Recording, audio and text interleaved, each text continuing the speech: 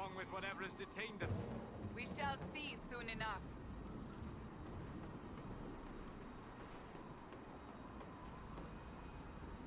Because I know rogues can do some ridiculous damage. Like, I'm actually leaning towards Sarah being my party member in this one, because I never really used her in either of my other runs.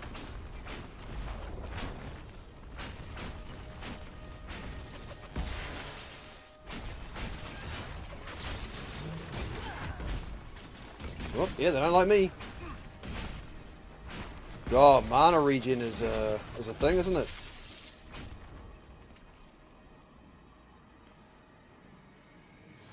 Mana regen seems to take a while.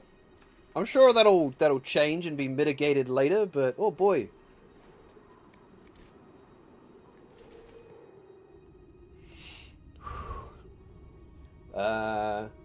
Sadly, but I knew at the time that a year in the line was long enough life for a soldier. 1916 Modi. Interested in a rogue, but yeah, like I started one, but I don't think I finished it. And I mean, I know after having played with Varric in my party quite a bit, and I think my second run I had Cole, that they can do a ridiculous level of damage. Like, they can eviscerate enemies. But for whatever reason, playing as one, just, I don't know, it never really excited me when I was playing them. I didn't have much fun with it. Oh, loot! No. Loot! Ooh, Griffin Shield. Take all.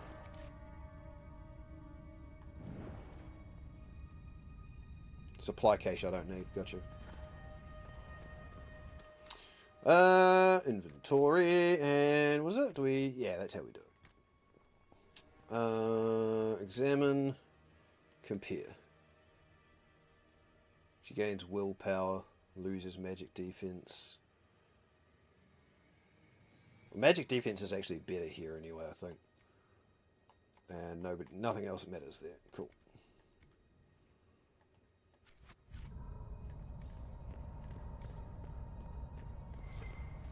Considering all the demons we're up against, magic defense is very much the better option. But this is the thing, like, this is what I was sort of saying about the thing that did, like, my initial wee sort of half-ish gripe about the Veilguard trailer, that first one they released. Was my whole thing was about the, oh, that's right. Was like about the way the demons looked and how vibrant and neon they were. You take a look at what they're like in this compared to that, and it's like, oh my god. The moment I have Sarah, Dorian, and Bull, so I can build the romance between Bull and Dorian. Oh, hell yeah. Who's the guy with the big mage hat again? Yeah, Cole. Cole, yeah. Quick xenomorph. What's my favourite looking xenomorph? Cole.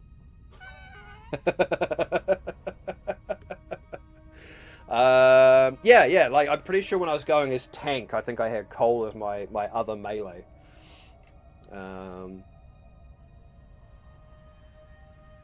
Rogue I liked in DA too. Like, because I've had Varric most of my runs through 2 and 3, I'm very used to the ranged rogue build. So I'm so used to it, and I'm always happy to let him be the ranged rogue. So I've never really bothered playing it, because it's like having one all the time. I do want to actually have a run with Cole in my party as well at some point. Because I was like, I want to do a proper run with Cole, because he interests me as a character. Yeah. My favourite looking xenomorph. I'm gonna be honest, man. I think I just like the pretty standard xenomorph. You know, I mean, the dog one's kind of fun. The one they did in 3. I actually think I just like the general sort of looking xenomorph, honestly. The hat became ridiculous. Now I forget the headwear while I creep. Oh, is that Varric or now Sarah? Yeah, I actually do want to do Sarah because she's. I want to do Sarah. Because she's actually one of the ones that always seems to miss out. And her character actually does interest me.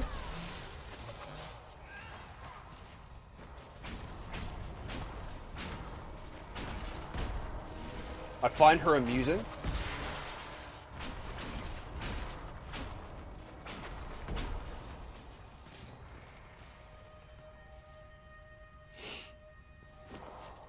don't run. I trot. And works. Loot. Lover's not right half. Okay. What? Sure.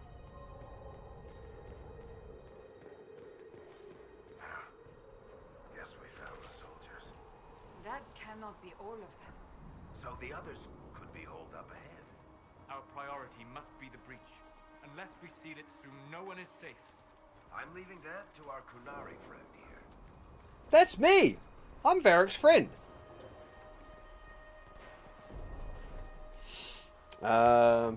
She has great banter. Sarah, I bet she does. Like, as I say, I've always been amused by her. I've just never used her. Right. Open with the chain lightning. Then we hit them with the fire.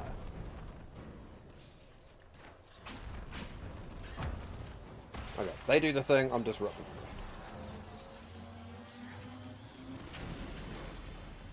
Lady Cassandra! Lieutenant, you're alive. Just barely. Ooh! Oh yeah, these things.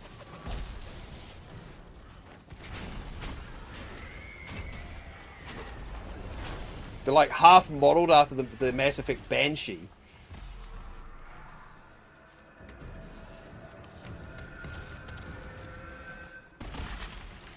I like Cole because of the irony of a spirit of compassion assassin. Yeah. Sealed, as before. And that's it. Like, yeah. There's so many times where I keep looking at games like this. And it's like, I want to go back. I'm going to try out different characters and different builds. You finally arrived, Lady Cassandra. And I just don't because there's so many other games to play and not enough time. Thank our prisoner, Lieutenant. She insisted. So that's why I want to go with a very different... Prisoner?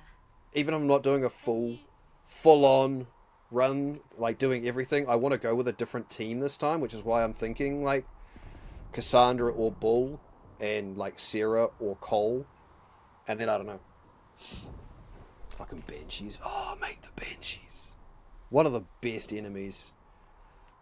It's all in a day's work. Closing rifts and saving soldiers. It's what I do. Apparently. Then you have my sincere gratitude. The way into the valley behind us is clear. The screams? That was the Go point. while you still can. At once. Quickly, let's move. Yeah, that's it, Pit. Like, I really do enjoy these and the Mass Effect games. Like, I mean, I played the Dragon Age ones before I even knew about Mass Effect. And I was told because I like the Dragon Age ones so much, I'd probably really like Mass Effect. The way to the temple. But I've played them so much more than I've played, you know, these ones. And I want to keep going back to these because there's so many runs I could do and so many different things I could do and different characters and they all interest me, but it's just time. Thank you, Goldie.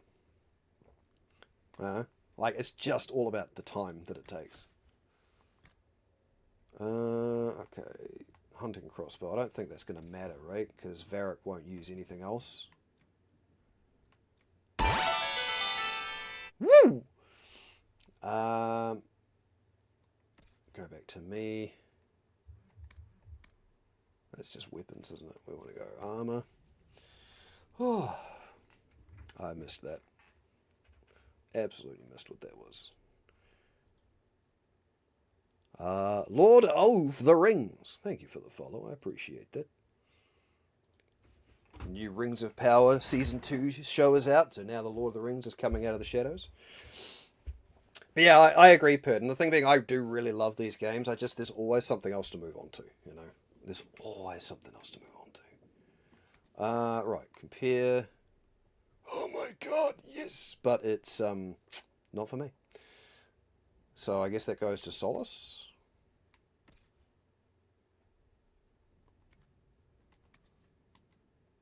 Level 6. Never mind. Oh, he's got better arm than I've got. You son of a bitch. Oh well. But this is me in the Veilguard hype and a reason for me to come back to games that I love. He's downloaded a Banshee scream to his phone. Oh my god! Banshee screams are terrifying.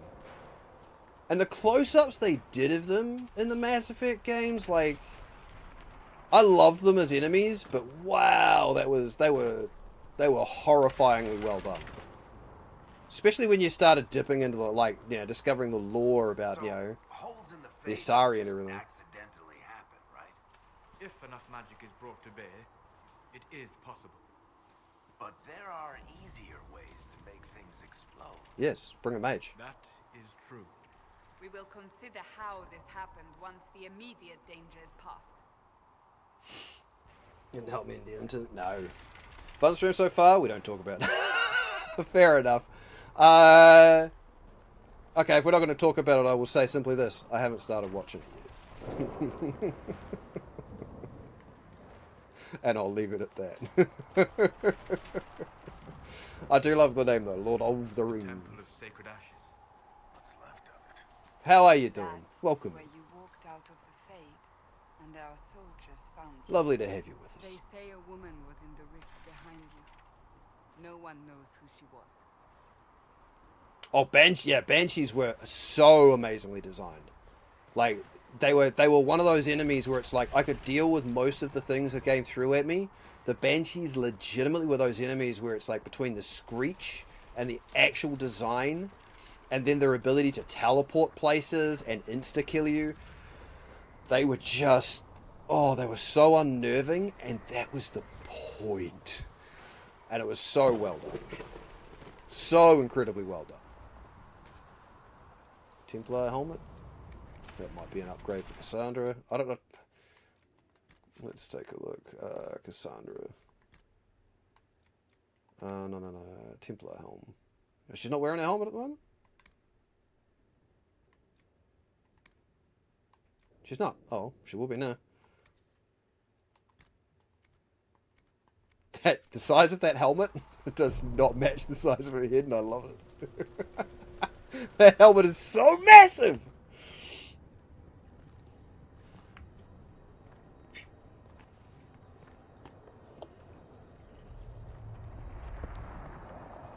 Kind of dig that face paint, though. Playing as a warrior Kunari, I can see how it would be a little annoying with no actual armor, but I'm digging the face paint for the mage.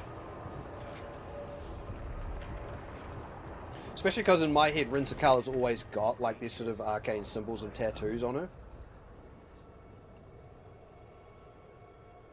You're here. Hi! Maker.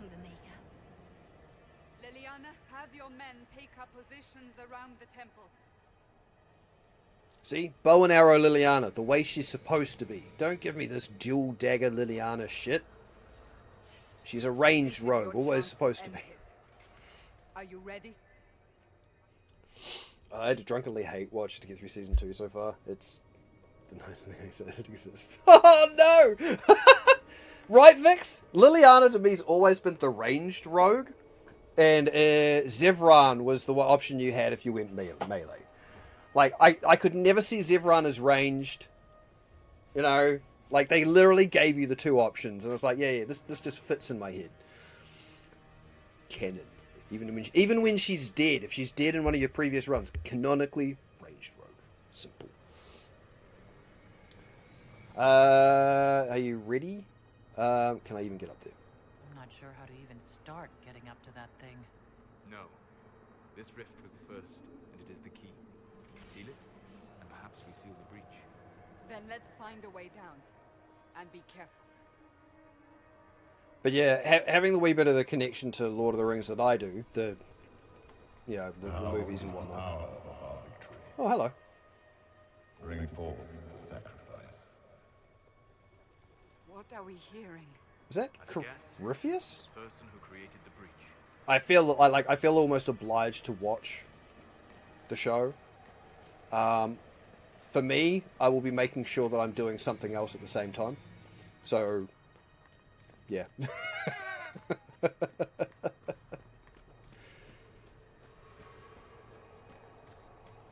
Alright. That's the red lyrium. You know this stuff is red lyrium, Seeker. I see it, Varric. But what's it doing here? magic could have drawn on Lyrium beneath the temple, corrupted it. It's evil. Whatever you do, don't touch it. Yep, fresh off Dragon Age 2. Sacrifice still. That is... God, it has been so long. That is Corypheus, right? That is divine Justinia's voice. Varric's favorite rogue, charm, and lockpicking skills. All I need. Look, yeah, this is the thing. Varric is like, he's the one I've used throughout 2 and throughout most of my playthroughs of 3, of this one. Every time I try to use a different rogue, like as I say, I've never used Sarah, so I intend on using her now, or maybe her or Cole. And I've tried using Cole once, but I never finished that playthrough. But Liliana was always like, in Origins, I found it hard to pick Zevran over Liliana, and I don't know why. I did. Where actually go to for direct Inquisition apart from your current one? Yeah. Corey, it is. Yeah, it is. I thought that was his voice. It's been so long since I have played this. So long. Like, I played it, yeah, I think like 2.5 times when it first came out, and then it's just... What's going on here? Apart from the DLC, That was your voice. Most holy called out to you, but like, I played it again when Trespasser came out with just my main warrior, and that was it. I haven't touched it since. What's going on here?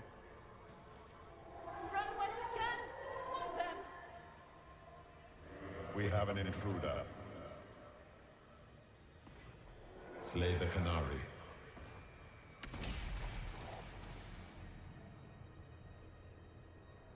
you were there. Who attacked? And the divine, is she? Was this vision true? No, What are we seeing? sorry, that wasn't me. I don't remember. I have proof that that wasn't me. The fade bleeds into the place. Do you want to know what my This proof rift is? is not sealed, but it is closed, albeit temporarily. I believe that with the mark, the rift can be opened, and then sealed properly and safely. However, opening the rift will likely attract attention from the other side. That means demons. Stand ready. My proof is that when I came out of this and they rescued me, I didn't have that face paint on. It wasn't me. Liliana was so hard to pass up. She's sweet and wholesome and pew pew. Yeah. Liliana I used, I think, every Origins run. I don't think I ever used Zevran. And that's kind of unfortunate, because I know Zevran's actually a really good character. Now! The downside of playing mostly melee characters, I suppose. Pride.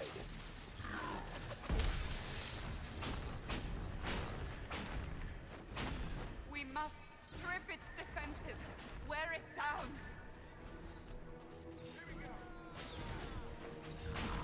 Oh, that's right. You can't do shit. He goes around and just kills the guys?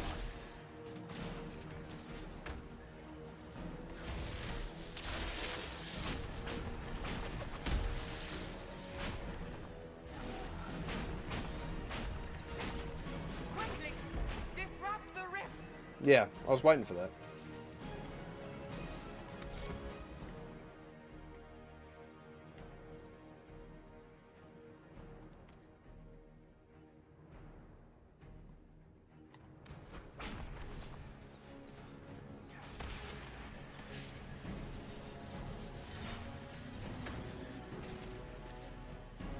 The demon is vulnerable.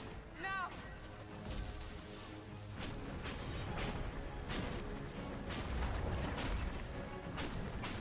Oh, he's immune to burning? Great. Great! Great!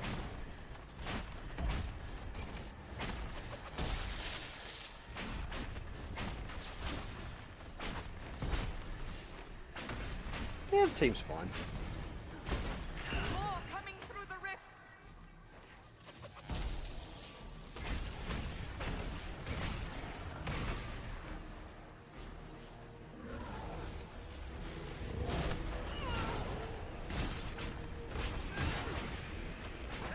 Thank you, random soldier. I appreciate you.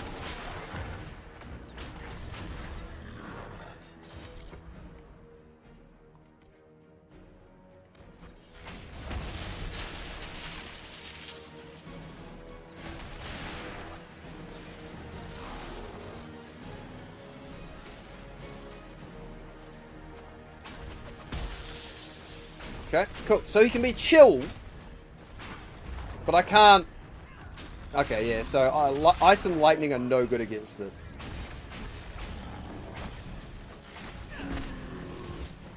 Well, sorry, ice and fire. Oh no, there we go. It can be burned.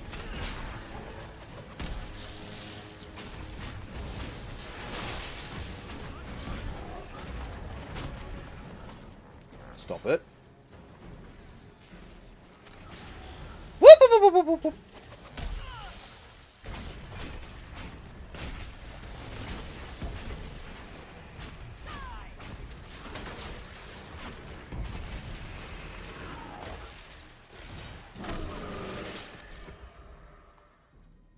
No. Look there. There we go. Disrupt the rift. Right by its feet! We love that. Do I have a build? Sorry, I did a playthrough trying to use Sura and Colmore. It was interesting. I mainly did it for party banter, you get some fun dialogue. Yeah, like I do want to see some of that too. Do you have a build plan for Veilguard Warrior first? I haven't looked too much into it. Like I saw the recent high-level gameplay, and my usual inclination for a lot of games is to go like a sword and board. But Dragon Age always seems to bring out the two-hand warrior in me as my first playthrough. So that's probably what I'm going to do. But apart from that, no idea. Absolutely no idea. I don't have any plan for like a particular build or a particular faction. I don't know any like what race, nothing. Like at the moment, all I know is chances are very high I'm going to build my female warrior and probably be a two-hand. Probably. Depending on... Because I think you can respec whenever you want. So I may even start as a sword and board until you get your tank. Until you get a tank character and then switch over to two-hand. That's it. That's all I've got. But I'm looking forward to it. You know. Because everyone seems fun as Torque hits harder than his abilities. That's fair enough. Only playing for Veilguard is Mage, red hair, green eyes. I love that we're on board with the red hair, green eyes fix as well. Only plans to maybe play it. So that's a good way to approach it, but Fenris's voice acting and everything. Gideon Emery popping up in random places is never a bad... Like, that's true. That's very true. Fenris was... Yeah, he was a character in 2. Pride Demon? Oh, mate. That's... As I say, the one thing I had with the first reveal trailer of Veilguard was the fact I wasn't on board hugely with the demon design because they were a little too neon and glowy. I love the look of these. Like, that... To me, that's fucking iconic. Why change that shit? Ow! You son of a bitch.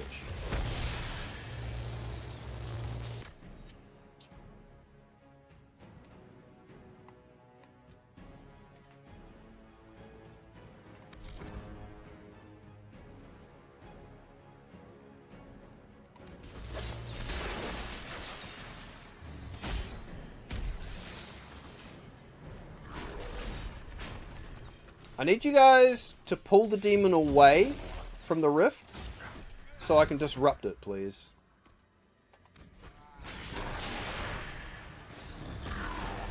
Or, you know, don't.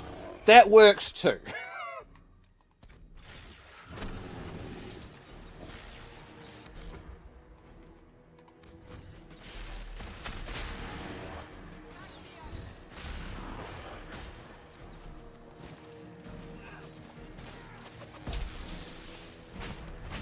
Pride Demon Design, yeah, absolutely.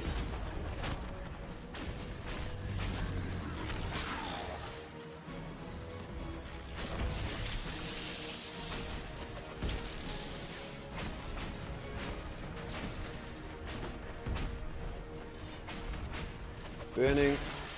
Okay, yeah, so the primers and detonators are a thing in this, right? I can't. Now, seal the rift. Do it.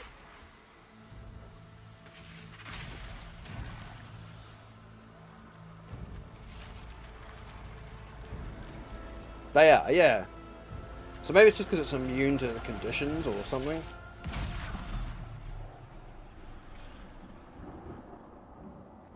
Or maybe I haven't unlocked the ability to be able to do it. Ice and have a warrior smash? Yes. Absolutely. Yes. I was always the warrior doing the smash. And I would command my mage to freeze things. For most of my initial run, it was Solace. Or Solus. But I think the name Solace is much funnier.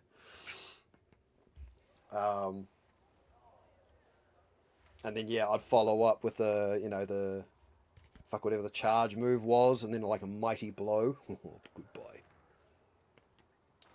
Thousands of damage. Thousands. Oh. I didn't know you were awake. I swear.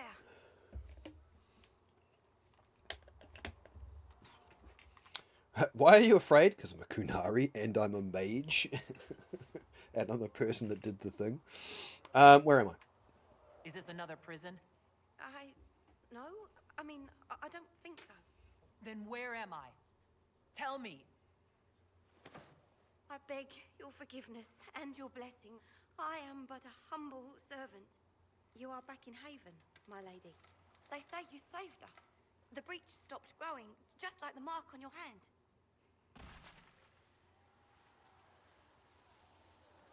It's all anyone has talked about for the last 3 days.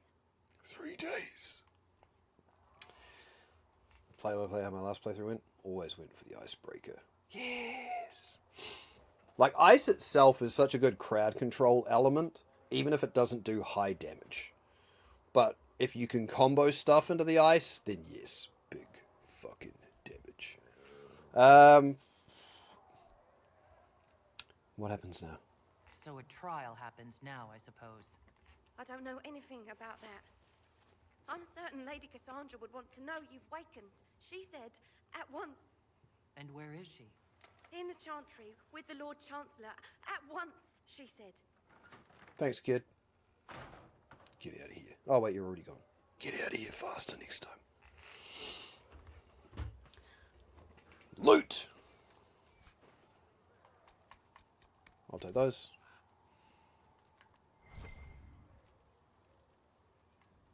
Read. Vain hope. Someone better at this than me takes over before the survivor expires. Notes in case. Day 1. Clammy, shallow breathing, pulse overfast, not responsive, pupils dilated. Maid says her scar and mark is thrumming with unknown magic. Wish we could station a Templar in here, just in case. Ooh, special shipments. Oh, Staff of the Dragon, light armor of the dragon. You had me at special shipments.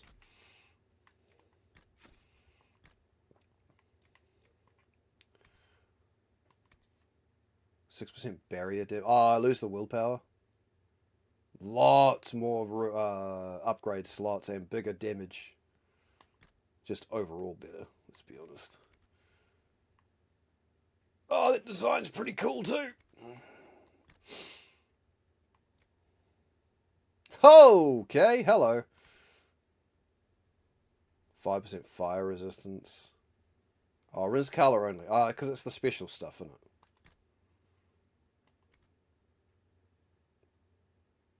That's pretty cool. I don't remember that. Mind you, it's level 1 own. Like, yeah, it's probably got used and then discarded like immediately as you level up and get better gear. It's a pretty fucking cool look, though.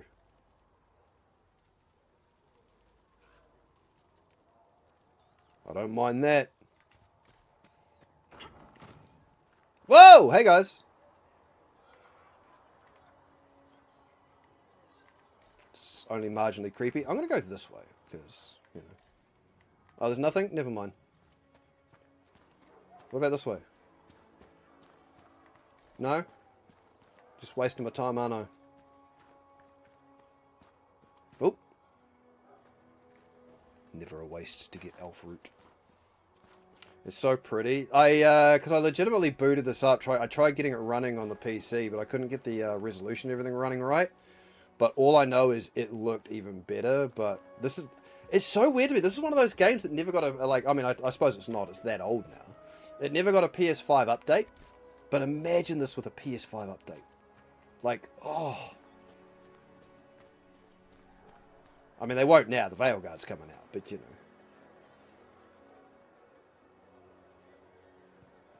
That's her. That's the Herald of Andraste. They said when she came out of the Fade, Andraste herself was watching over her. Hush. We shouldn't disturb her. Here I am just towering over everybody, as I should. Sigrid? I believe Seeker Cassandra would like to speak with you. Yeah, so I can't do really anything, I think, until I go see her. Well, they comment later about your unnatural love of elf fruit. Oh, really? Do they? Ooh, read. Andraste's Mabari. The Mabari. You know Andraste's old Mabari? He don't show up in the chant. If you ask those holy sisters, well, they'll say Andraste can't have had some big old smelly war dog. But all Ferelden knows it's right. Our sweet lady needed someone who would warm her feet at night. And there's Andraste's Mabari, by the holy prophet's side, in the fight against Tevinter. That dog would never hide. They say the Maker sent him special, always loyal without pride, so he could be the sworn companion of the Maker's holy bride. Oh, that dog, he guards Andraste without arrogance or fear, only asking of his mistress, just a scratch behind the ears. But then old Mathrath gets to plotting, tries to lure that dog away. But even as they trap the prophet, her Mabari never strays. And there's Andraste's Mabari, by the holy prophet's side, in the fight against Tevinter, that dog would never hide. They say the Maker sent him special, always loyal without pride, so he could be the sworn companion of the Maker's holy bride. Oh, they thought the wounds had killed him, but then he limped out toward the fire, and Asarian he shed a tear, as that dog laid on the pyre. And there's Andraste's Mabari, by the holy prophet's side, in the fight against Tevinter, that dog would never hide. They say the Maker sent him special, always loyal without pride, so he could be the sworn companion of the Maker's holy bride. It's that Mabari is the companion of the Maker's holy bride. A popular, if historically unlikely, Ferelden tavern song. They tease you for it in the DLC. I'll be honest, I don't remember too many of the DLCs in this. Like, I remember Trespasser, and that's the one I ultimately want to play the most, because it's the one I think is most relevant to the Veilguard. But I remember a couple of the DLCs, but I don't remember jack shit about what happened in them. Like, I just don't. Can we start a separate church for the Mabari? Mate, I'm disgusted there isn't one already. Absolutely disgusted. Yeah? It should have, 10 million worshippers, minimum. Yeah, we'll just go straight there. Oh no, treasure chest. Loot!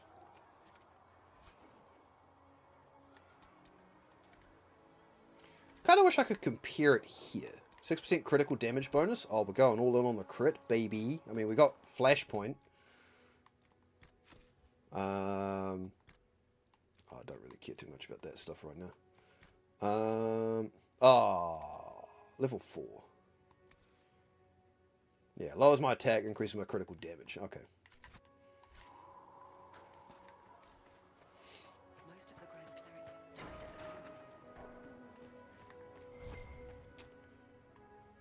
at the God. Loot! Canine leather. Best not be from a Mabari. Read. Love Mabari lore. Yeah. Pretty sure it was Harding that teases you too. I mean, that wouldn't be like the thing. Isn't Trespass? Yeah, the Trespass was the last thing they released for it. It was the one that basically wrapped up the entire story. And explained who Solace was and leads you into the Veilguard. Like that's why people have been waiting so long for the next piece of this, because Trespasser not only wrapped up the Inquisition story, it set up what we're now getting as the Veil Guard. Like, 11 years ago, something like that. It set it up, and that's how long. Why people are going, "Where's the next Dragon Age, man? We need to know how this, like, what the next part is." And I mean, that's the last time I played. Like I say, I played through, like, I think 2.5 runs. That's probably why my rogue run stopped early. Is Trespasser came out, I loaded up my main run on my 2-hand warrior, Quinesta, and played Trespasser. And when I finished Trespasser, that was it. That was the end of the DLC. I stopped playing Inquisition for a while because Solus had been my romance option on that run. It fucking hurt me. But I think that was legitimately the last time I played it until, like a few days ago, where I sort of rebooted this just to get re-familiar with it. Which, to be fair, involved me basically loading into my game, running around Skyhold, and going, "How did this work again?" And then looking through menus, and that was about it. Yeah, the whole, like, and the difference between romancing Solus and not romancing Solus, and how Trespasser, like, your conversation with him at the end of Trespasser goes, is so different. It's so lost. Oh, because you've rebooted things up and you're having another look at it. It's part of why I was looking forward to starting again rather than just jumping straight into Trespasser. Because it's like, no, I kind of want to relearn things. And as I say, to be fair, when we're like a week out, 2 weeks out from Veilguard, I won't be finishing this run, I don't think. I'll push through as much as I can. I still don't know. I don't think I'll be playing Veilguard on release. We'll see. But if I'm nowhere near the end of this and Veilguard comes out, I'll probably just load up my warrior and replay the Trespasser DLC for the story reminder.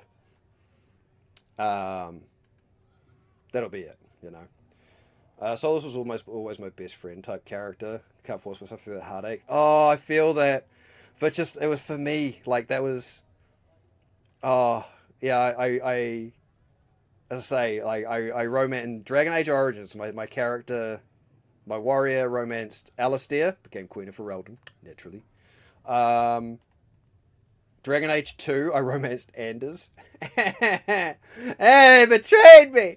And, Dragon Age Inquisition, I romanced Solus. He betrayed me! Apparently I have a type in video games. I just can't trust a bald elf. I think it was meant to be even worse as an elf lover. I actually did see somebody who romanced I think it must have been like 2 years or something. It was a couple of years after Trespasser, and I watched somebody else playing it, and they played an elf, and they'd romanced Solus, and it was like, no matter how bad I thought my one was, their one was so much worse. Elf to elf, their one was so much worse. So, but I like that. And apparently if you don't romance him and you don't really do much with him and you keep your approval not high, apparently you basically get to this whole antagonist conversation with him where it's just like, yeah, whatever, man. Just, yeah, fuck you. Just come on, let's do this. Which is a really interesting take on it, eh? Because can't trust a bald elf, which is fair. Gonna have to see who you want to shack up with for Veilguard. Oh, I don't know yet, eh? Alistair, 100%. Fenris, Blackwall. I'm not gonna lie. My second run, my romance was Blackwall, and I much preferred Blackwall in this. I don't think I ever got around to a Fenris relationship in 2. But Fenris is pretty cool. Fenris was a really cool character. I just never, again, he was a 2-hand warrior and I was a 2-hand warrior, so I never got to use him much. I actually also really like Meryl.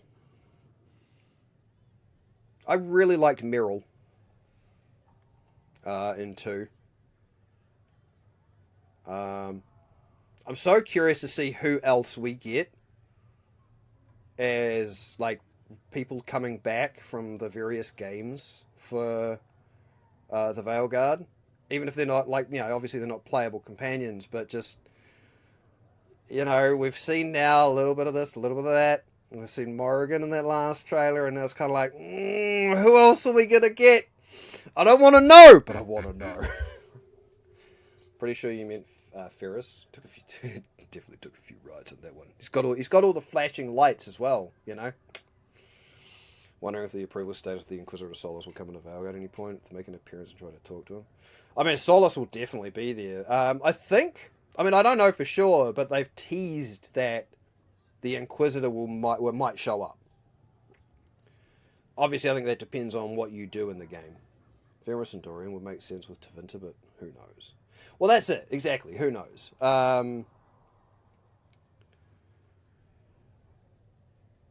yeah, as far as who to romance, cheers, Bird. As far as who to romance, I don't know. I'm going to take it as it comes in that game. That's how I try to do it. I'm trying to not absorb too much information now.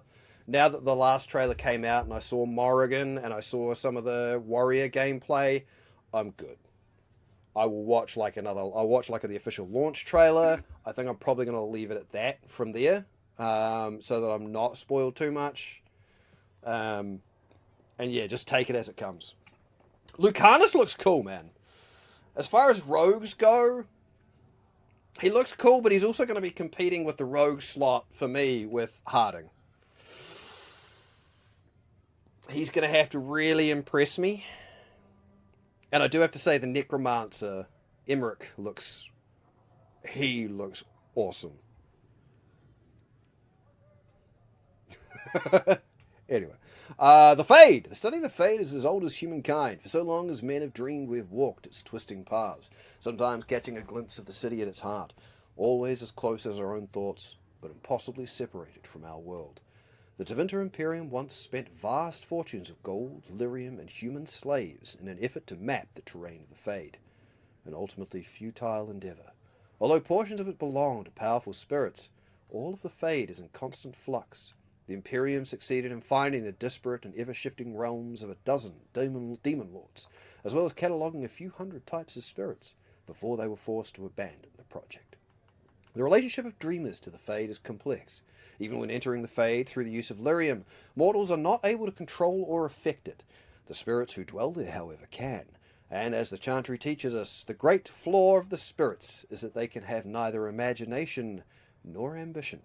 They create what they see through their sleeping visitors, building elaborate copies of our cities, people, and events, which, like the reflections in a mirror, ultimately lack context or life of their own. Even the most powerful demons merely plagiarize the worst thoughts and fears of mortals, and build their realms with no other ambition than to taste life. From Tranquility and the Role of the Fade in Human Culture by First Enchanted Josephus. Okay. Chant for the departed. Might shall lead her safely through the paths of the world and into the next, for she who trusts in the Maker fire is her water. As the moss sees light and goes toward flame, she shall see fire and go towards light. The veil holds no uncertainty for her, and she will know no fear of death, for the Maker shall be her beacon and her shield, her foundation and her sword. Transfigurations. Okay. There was something over here. Oh, loot! Amulet of Strength! And a reinforced shield. Cassandra will love those. Yes, I have. Thank you.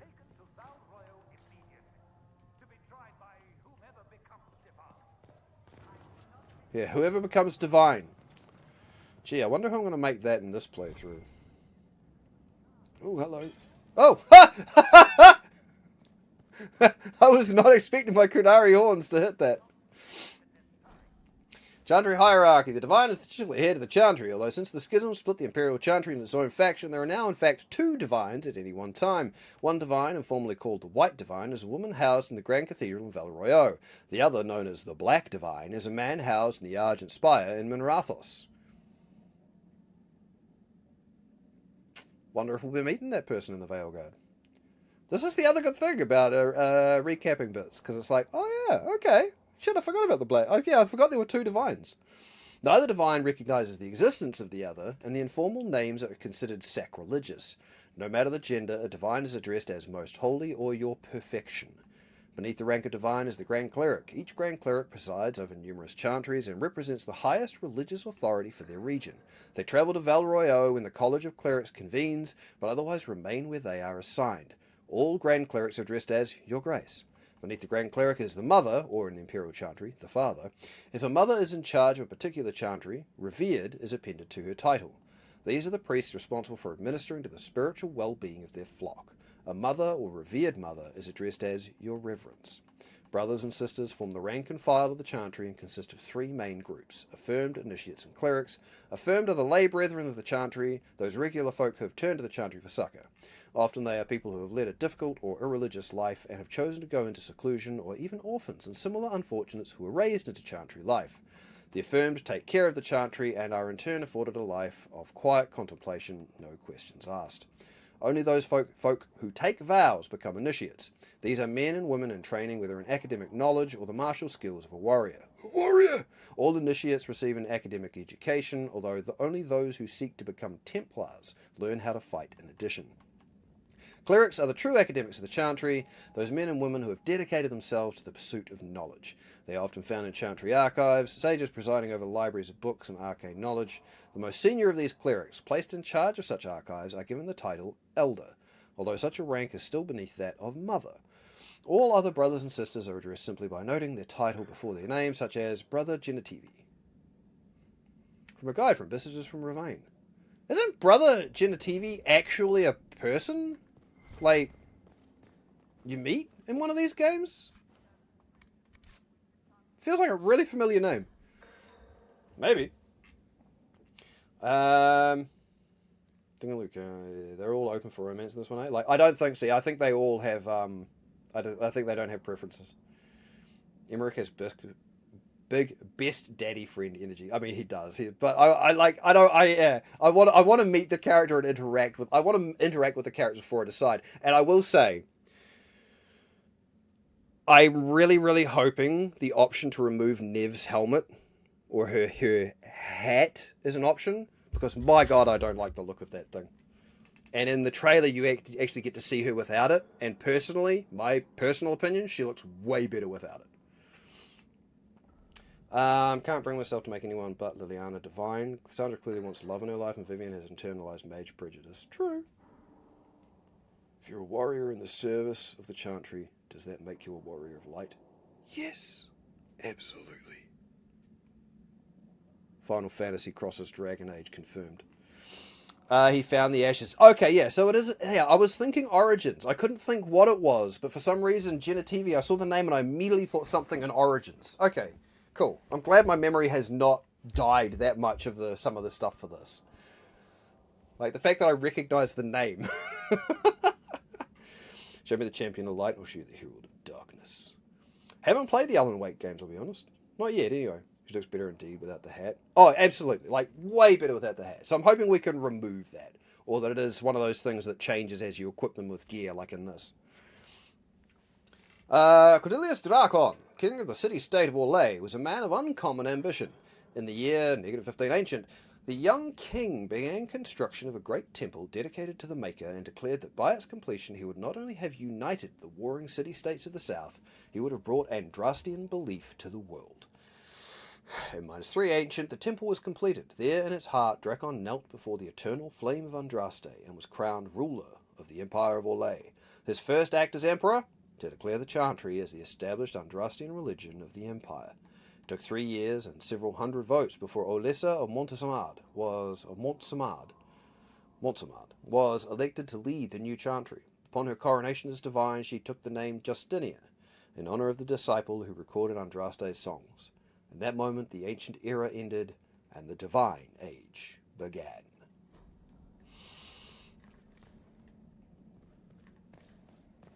Open?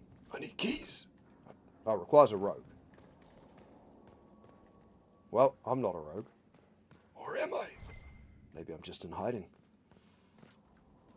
We'll light that up. No, we won't. Never mind. Loot!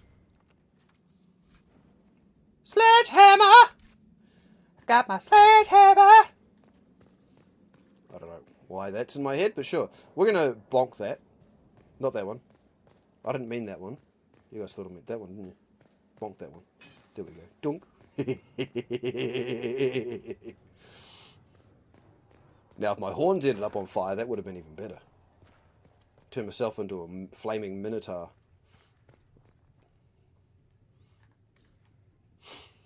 Ugh.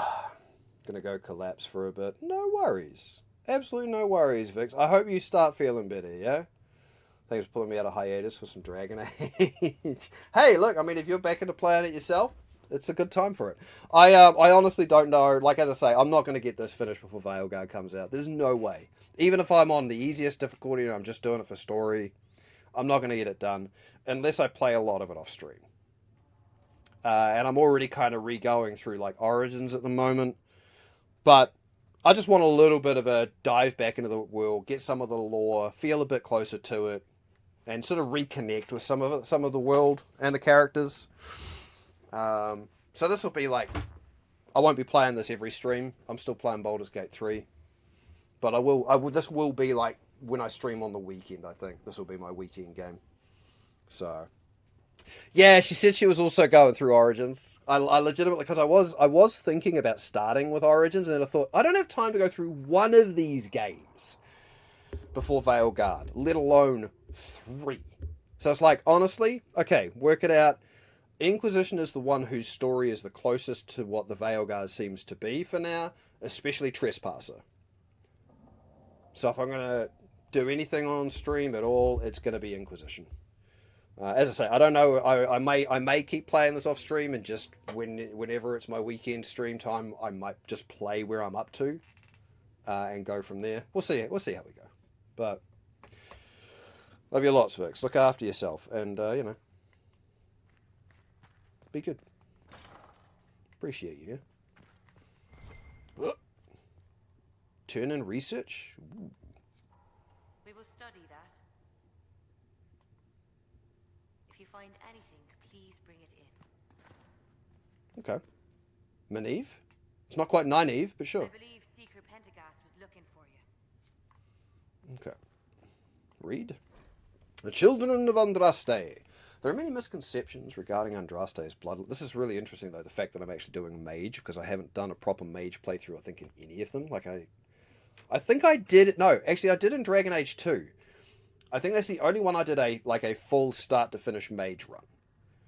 Because I've started it in Origins a few times, and mostly just played through, like, the Origin part. And I've never played a mage in Inquisition, even though I've looked at the mage tree on the various characters and gone, oh, there's so much fun stuff I could do with this. But yeah, I think Dragon Age 2 is actually the only one I ever did a proper mage playthrough. So the fact that I'm playing Origins off stream as a mage, and I'm now playing this one, Inquisition, as a mage, I think is going to complete the trifecta, which is great. At some point, in another 10 years, I'll get around to playing a rogue. Are there any misconceptions regarding Andraste's bloodline, monsieur? This is due, I should think, to a general lack of knowledge regarding Andraste's mortal life. Understandable, considering the many cults that arose following her death. Everyone sought to claim Our Lady for their own culture, or claim some aspect of her existence was a lie. All of them complete fabrications. My order has done considerable research to ascertain the truth.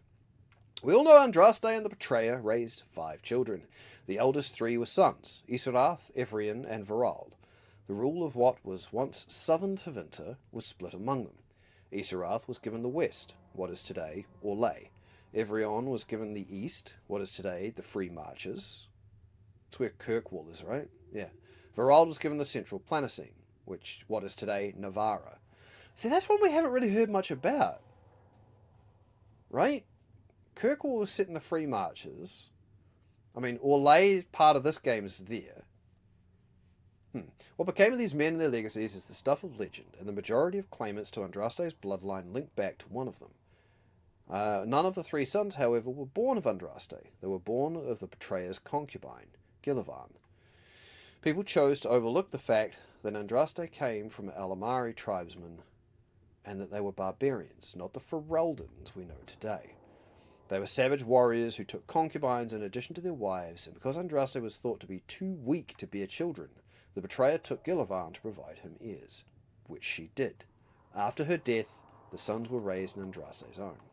Later in life, Andraste proved predictions wrong and had 2 daughters by the betrayer, Ebris and Vivial. Vivial? They were kept out of the public eye and not permitted to marry, though both had consorts. Ebris had but one child, Ali Vamar, who perished on a voyage to Denerim, less than a month after her mother fell to plague, and without children of her own.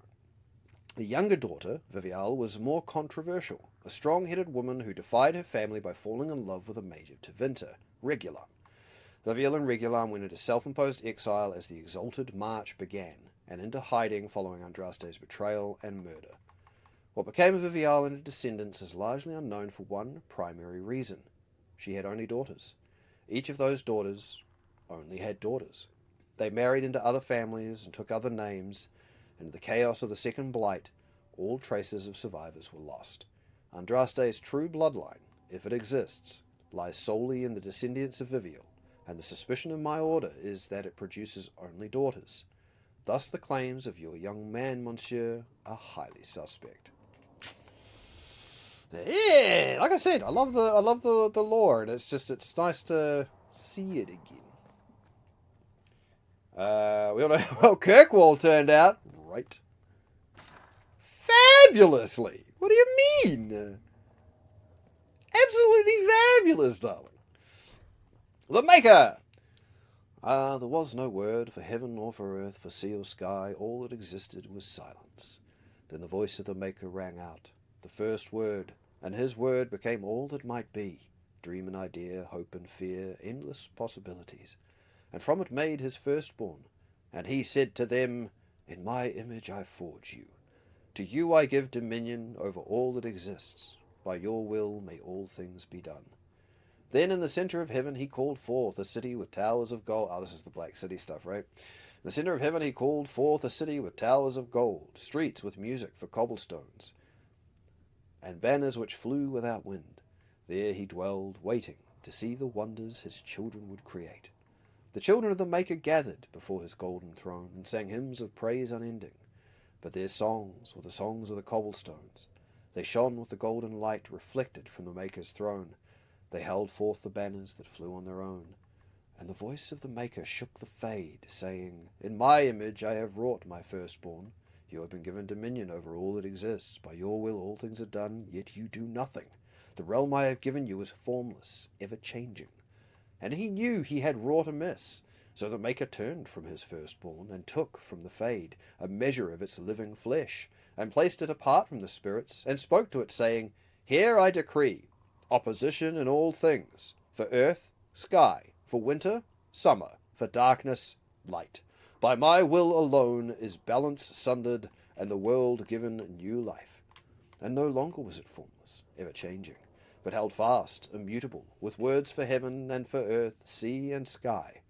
At last did the Maker from the living world make men, immutable as the substance of the earth, with souls made of dream and idea, hope and fear, endless possibilities. Then the Maker said, To you, my second-born, I grant this gift. In your heart shall burn an unquenchable flame, all-consuming and never satisfied. From the fade I crafted you, and to the fade you shall return, each night in dreams, that you may always remember me. And then the Maker sealed the gates of the Golden City, and there he dwelled, waiting to see the wonders his children would create. And then the mages grew proud and assaulted the gates of the Golden City, and it became the Black City.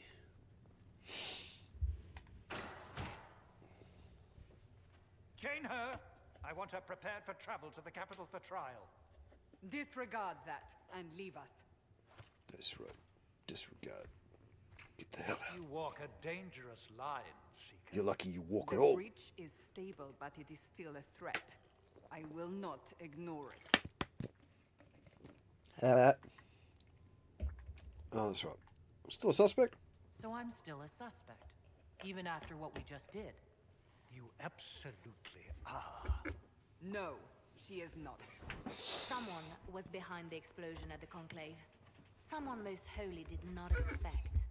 Perhaps they died with the others. Or I like so many of the characters in the Dragon Age universe. It's just, yeah. You and many others. I like Liliana. But Like, not the prisoner. I heard the voices in the temple. The Divine called to her for help. So her survival, that thing on her hand, all a coincidence. That's right. Providence. The Maker sent her to us in our darkest hour. That's right. I'm God sent. Not really. Not a chosen one. What more do you want? Are you serious? Oh, in this light, her eyes look red. You believe I'm innocent? Are you sure? Are you sure? You really think your maker would send someone like me? The Maker does as he wills. It is not for me to say. Even if that means a Kunari is his chosen? Humans are not the only people with an interest in the fate of the world. The breach remains, and your Well mark is said. still our only hope of closing it. This is not for you to decide. It's not for you to decide either. You know what this is, Chancellor. A writ from the Divine, granting us the authority to act. As of this moment, I declare the Inquisition reborn. We will close the breach, we will find those responsible, and we will restore order with or without your approval. Fuck yeah. Get out of here. You simpering man-child. This is the Divine's directive. Rebuild the Inquisition of old. Find those who will stand against the chaos. Oh, we'll bring it. We Wait. aren't ready. We have no leader, no numbers. And now, no Chantry support. But we have no choice. We must act now, with you at our side. They have the best characters of any franchise. The novels are amazing too. I haven't read the novels, and I would love to, but I've just never seen them around and never gotten my hands on them. But yeah, no, I agree. Dragon Age has, much like Mass Effect, like this is the era of BioWare where they churned out phenomenal characters. Phenomenal. Only 2.5 hours to get through to the meeting. What a chap. You shut up. You shut up. Hey, look, for me, that's fast. Okay?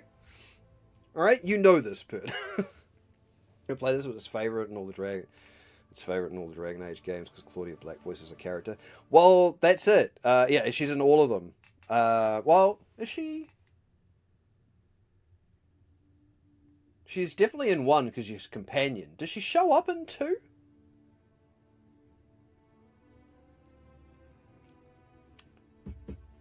I don't know if she shows up in 2.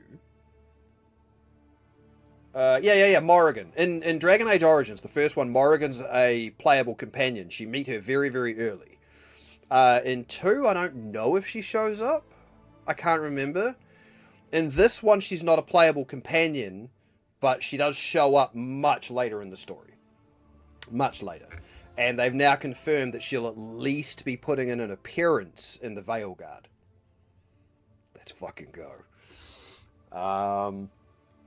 Morrigan is another one of those characters that I absolutely love and adore.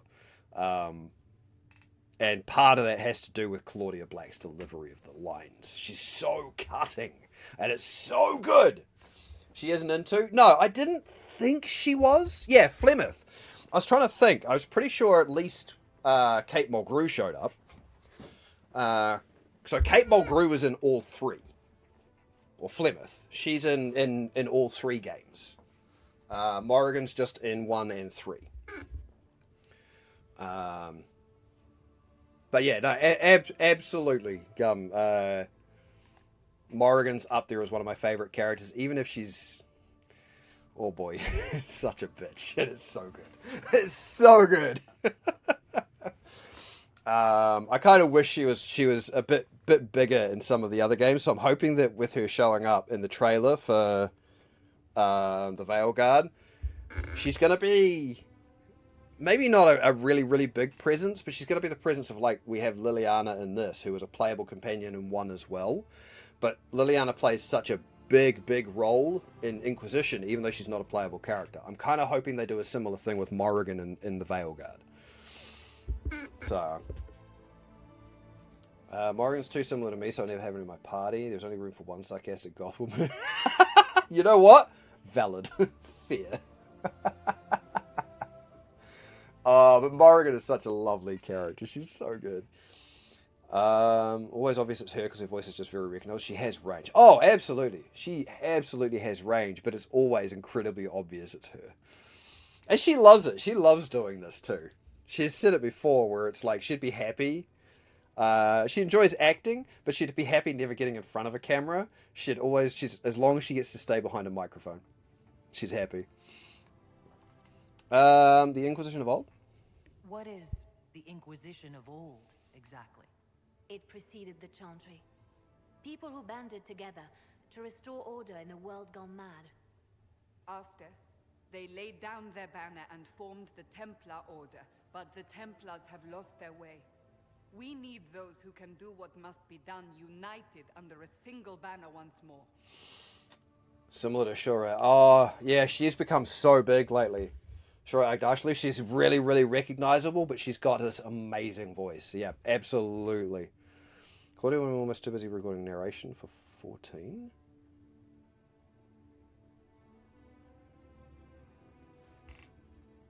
Wait, what? Around the time of 2, they couldn't have got it from Morrigan, so best not to... Oh, yeah, no, yeah, absolutely best not to include the character because she's so iconic to that. No, don't want to recast her. Wait, she did narration for 14? That's the part that got me about that comment. Was Claudia Black in 14? Who was she and what was she doing? Seeing Claudia at convention, she just fucking loves what she does. Yeah, that's what I mean. Yeah, like, absolutely. She so fucking enjoys what she does. It's not a job, it's a joy. You know, remove the B and add a Y. She absolutely fucking loves it, right? And I mean, I've never met her. But I mean, I know that should she come to one of the conventions here in New Zealand, I'd love to go and meet her. Because I think she's absolutely loves it. She has a credit for narration. Huh. Apparently she played Isabella the same in 14. Isabella the Dame? In 14? Who the hell is Isabella the Dame? I don't remember that character.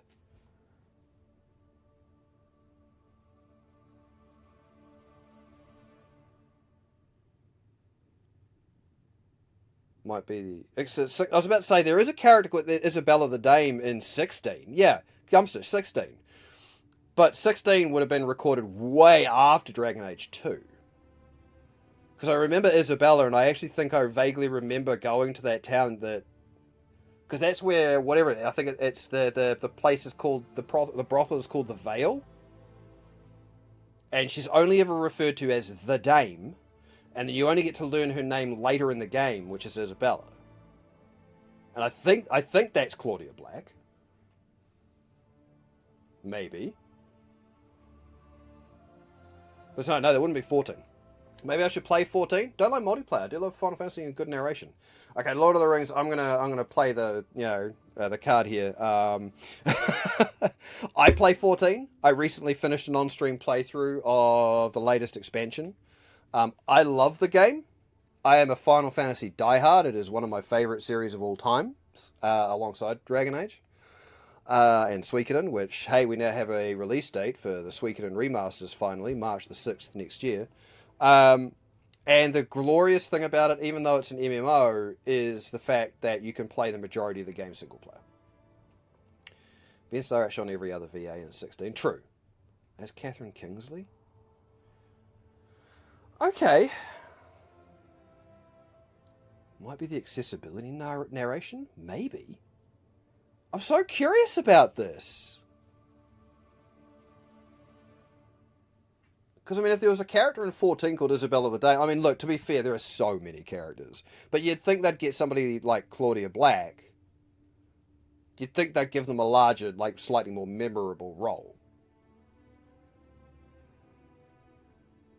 Because that would have been after the Realm Reborn. Which is where, after Realm Reborn, they went primarily with English voice actors. Not American voice actors or, whatnot. So, I don't know. Interesting. There's a narrator for 14. Oh god, I'm gonna have to track that down now. I'm gonna have to find out what she did for 14. That's interesting to me. Thanks for your thoughts on it. I own it, but I haven't had the time for it. It is a big time sink. And it's not for everybody at all. Like, it is very much not a game for everybody, but it has a phenomenal story, great world building. If you like the Final Fantasy games, there's a good chance you'll love it, but it can be very, very slow, even for an MMO story. We're not here to talk about 14. I've spent most of the last month streaming pretty much only 14. I'm done with it for now. On stream, I'm done with it anyway. In the middle of playing Crisis Core. Oh, dude, yeah. I played that for the first time when they brought the remakester out. Was it? It wasn't the end of last year, was it? Was it the end of last year? I played that on stream for the first time, and that was fun because I'd never managed to play Crisis Core either, and I had a blast playing that. Absolute had a blast playing that because I knew the story of Crisis Core, I knew the story of Zack, but I never experienced it. So I get to actually sit down and go through that story, and we're not going to spoil it here. The shit that goes on was wonderful. It was wonderful. Could not care less about 14. Quinster maybe even me engaged in it. Oh, thanks, Gum. I appreciate that, man. I had actually noticed. I even said to Blade of Frontiers at work. It's like, it's interesting, you know. I know Gumstitch gives absolutely no shits whatsoever about 14, but he's had a couple of comments about, you know, about the story and the involvement of the characters and the emotions it's bringing up. I did kind of make a mention. It's kind of like, I'm glad, you know. I'm not dragging him into it. I'm just kind of glad that happened, you know.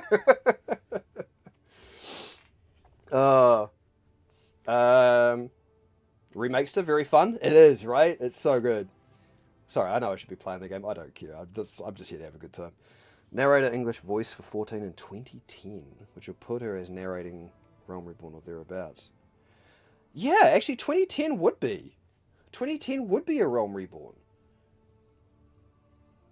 Because we're in the start of Dawn Trail, which means we're about 2.5, 3 years past Endwalker.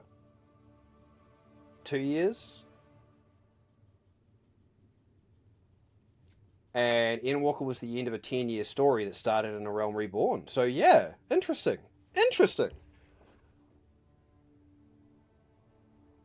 I wonder if it was just a really small part then. Favorite Final Fantasy game? Oh boy. Oh, here we go. Mine's tied between 8 and 16. Oh my god. You fucking legend. I think 9's probably the best, but tell that to my heart. Look. Depends how long she was recording for. Here we go. 8 is a favorite. I know. I saw that. I see that, Gum. 8, 10, 14. The 7 remakes, 7 and 16 are around about the same for me. Then we're looking at 6. 6 and 9 are about after that. And I love 6. Like, the thing being, I love all of those games, but definitely for me it's 8 and 10 and 14 are the top of that list, and sometimes they switch positions, depending on where 14 is sitting for me. After Dawn Trail, not that it's bad. I'm not here to talk more about 14, even though I have been. It's currently sitting third under 8 and 10. But yeah. So rare to find a fellow 8 fan. There are dozens of us. I know! Literally around the world. Dozens of people. Dozens of us who rate Final Fantasy VIII is the greatest Final Fantasy game of all time. Gumstitch here is very much a 7 is the best in the universe enjoyer. And there's nothing wrong with that, because I love 7 as well. Favorite is 11, specifically the Lalafell. Are the Lalafell in 11? I've never played 11, obviously. It's the first online one. But are they in? I mean, I know there's a Lalafell race, but are they actually called the Lalafell in that still? Don't be wrong, still rate every highly. 7 is the hill I will die on. Absolutely, mate. Absolutely. And that's the thing. This is the thing about favourite debates of games in a series. You're never objectively wrong. Because it's your favourite. And nobody can take that away from you except you. You know? So absolutely. And I mean, I love 7 as well. I just don't rate it in my top set. And that's weird for me because 7 is the first one I played. Not the first one I owned or finished, but the first one I played.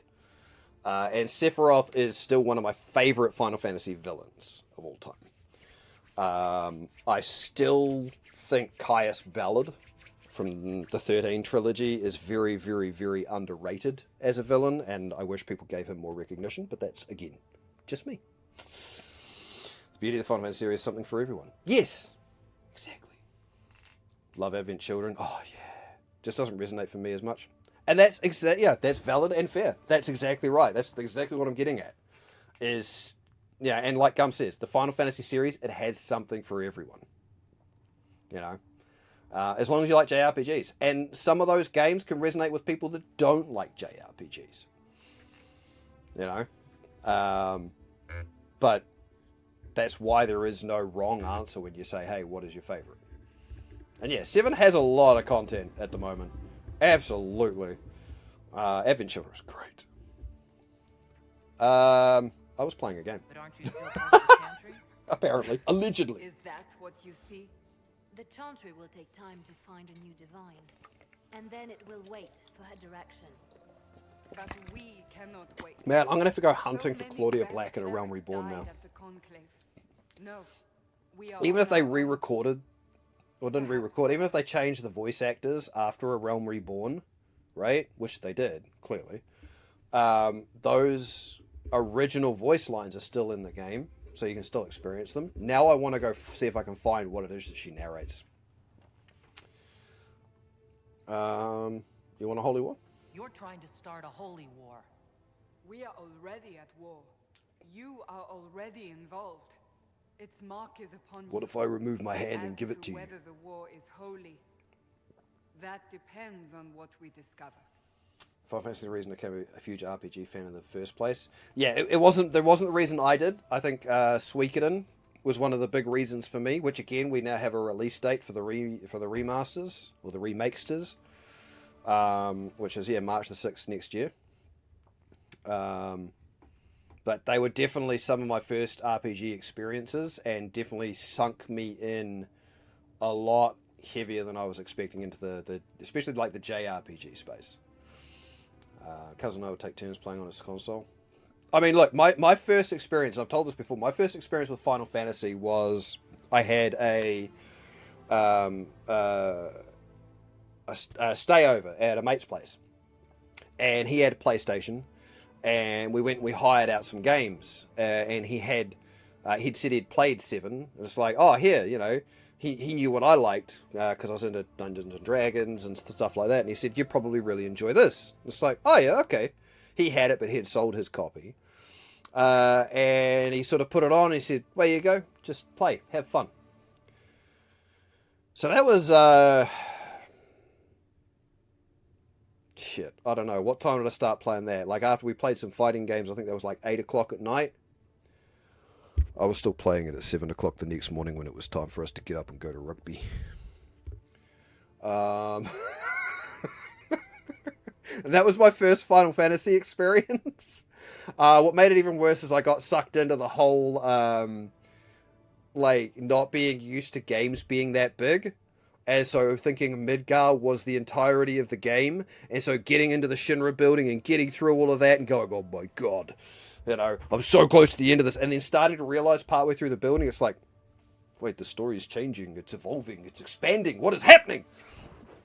And my mate didn't have a memory card at the time. So I couldn't save my progress. So 11 hours of me having an all-nighter playing Final Fantasy VII, him getting some sleep, and us then having to go play some rugby.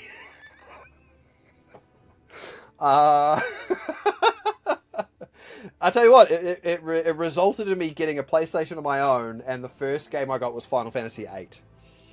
And so it was the first one I played to completion, and then I went out and got 7. I remember the first time I watched Advent Children with some mates. Advent Children is terrible, but I adore it. See, exactly, right? It's honestly, as far as a movie goes, Advent Children is just not a good movie. But as far as a Final Fantasy sort of a thing goes, alright, okay, you got me. Well, the first time I watched Advent Children with some mates who enjoyed 7 winners and tournament, sat through the whole thing with a huge grin, and they did not enjoy it. That's, yeah, there's a certain level of Final Fantasy VII buy-in, right? That you have to have.